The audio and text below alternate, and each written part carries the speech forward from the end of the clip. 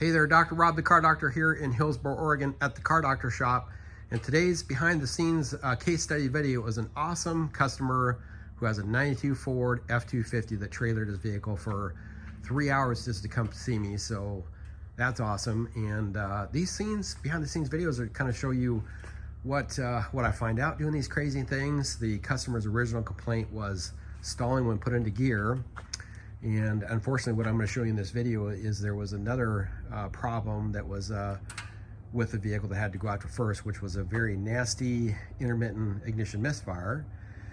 Because you got to go after the fundamentals first, like Oscar Gomez, my fellow diagnostic tech, would say, is master of the fundamentals, as well as scanner to enter. You know how this customer came through. Thank you, scanner to enter, for the mention on our website that the Car Doctor Shop's a good drivability shop. So the problem is the ignition was misfiring intermittently. I was able to find that with my awesome scope. These are kind of a thing of the past. And monitoring fuel pressure as well too. There's a breakout box that I hooked up to monitor the thick film ignition system on the Fords. And to make a long story short, unfortunately I found some bad grounds. That's probably what damaged the ignition components in the first place. And with the Ford systems, and I don't make these really technical, there's enough of that stuff out there, but this ignition system basically is pretty cool and complex actually, but it uses the thick film ignition module along with the computer and the distributor with a pickup to control the ignition. And what I found out was those bad grounds probably damaged the TFI module. Customer had installed an aftermarket one which was defective, and I can show you that real quick here. This is a digital inspection that I send to him, because if you want to be paid for the diagnostics and gain your customers' trust, you've got to tell the story, you've got to do the homework, you got to do just do the work. And you'll see this is the PIP signal that's coming out of the distributor, nice and clean, but the ignition diagnostic monitor, which the TFI module controls, really nasty, dirty signal. Right here, it was running rough, but right here's where the misfire was, intermittent. And I put a test Ford factory OEM module on there, and look at that signal, so much cleaner, really clean. They're all the same. PIP's good. So to make a long story short here, really had to test all the basics to get the misfire fixed, which we've done. Now I'm gonna give the customer the update on everything we've tested, and we've really done some good isolations here. So we know fuel pressure's good. There were no basics sensor failures yet that I could see. Customer wanted me to sweep the TPS, I've done that.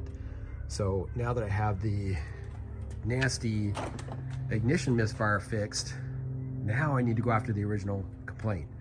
So to kind of wrap these up, just show you what it takes, man. This is why good shops, you have to charge for diagnostics. Customers will pay it as long as you show them the value, the testing, the proof, and have the right tools.